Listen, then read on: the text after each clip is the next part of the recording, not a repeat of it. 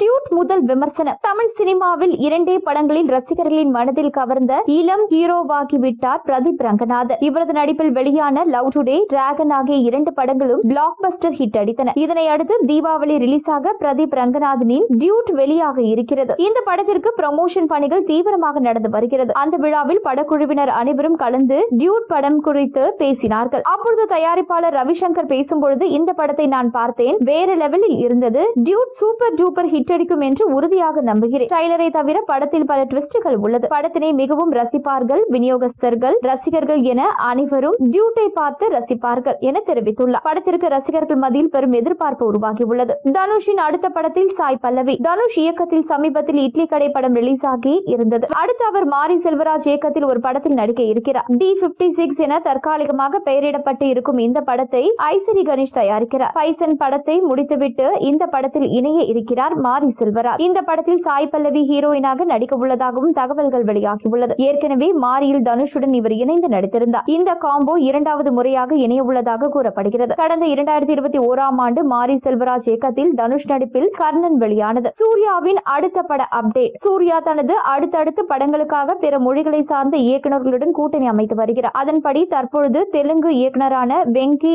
அட்லூரி இயக்கத்தில் நடித்து வருகிறார். அடுத்ததாக ஜித்து மாதவன் இயக்கத்தில் நடிக்க உள்ளார் சூர்யா. இந்த நிலையில் இப்படத்தின் ஹீரோயின் குறித்து ஆச்சரியமான தகவல் ஒன்று வெளியாகியுள்ளது. அதாவது இந்த படத்தில் சூர்யா ஜோடியாக நஸ்ரியா நசீம் நடிக்க உள்ளதாக கூறப்படுகிறது. தற்பொழுது சூர்யா நடிப்பில் விரைவில் கருப்பு திரையரங்குகளில் வெளியாக இருக்கிறது. RJ பாலாஜி இயக்கத்தில் தரமான கமர்ஷியல் படைப்பாக இப்படம் உருவாகியுள்ளது. பிரஸ் மீட் வைக்கும் விஜய். தாவேகா சார்பில் நடந்த தேர்தல் பிரச்சாரத்தில் நெரிசலில் சிக்கி பெரும் துயர சம்பவம் நடைபெற்றது. ஏராளமானோர் காயமடைந்தனர். மக்களுடன் வீடியோ காலில் பேசி வருவதாக சொல்லப்படுகிறது. அதில் விரைந்து வந்து உங்களை சந்திப்பேன் என விஜய் கூறியுள்ளார். இந்த நிலையில் விஜய் செல்வதற்காக அனுமதி கோரி தாவேகா சார்பில் தமிழக DGPக்கு மெயில் அனுப்பியுள்ளனர். விஜய் வீடியோ காலில் மக்களிடம் பேசும்பொழுது, யாருமே உங்களால் தான் நடந்தது, இப்பொழுது ஏன் பேசுகிறீர்கள் என்று கேட்கவில்லையா? மாறாக விஜய் தனக்கு கவலையாக இருக்கிறது என தெரிவித்ததற்கு கூட, நீங்கள் தைரியமாக இருங்க, நாங்கள் உங்களுடன் இருக்கிறோம் என்றனர். விஜய் விரைவில் கரூருக்கு செல்வார். அவர் அவ்வாறு செல்வதற்கு முன்பு பத்திரிகையாளர்களை சந்தித்து நீண்ட நெடிய விளக்கம் அளிக்க வாய்ப்புள்ளதாக சொல்லப்படுகிறது. இல்லாவிட்டாலும் ஒரு வீடியோ வெளியிடவும் வாய்ப்புள்ளதா. சிவகார்த்திகேயன் வெங்கட் பிரபு கூட்டணி. சிவகார்த்திகேயன் பராசக்தி பொங்கல். இதனைத் தொடர்ந்து சிபி சக்கரவர்த்தி இயக்கத்தில் ஒரு படத்திலும் வெங்கட் பிரபு இயக்கத்திலும் ஒரு படத்திலும் சிவகார்த்திகேயன் நடிக்க உள்ளார். ஆரம்பம் முதலே சிவகார்த்திகேயனை வைத்துதான் இயக்க போகும் படம் வித்தியாசமான ஒரு படமாக இருக்கும் என்றே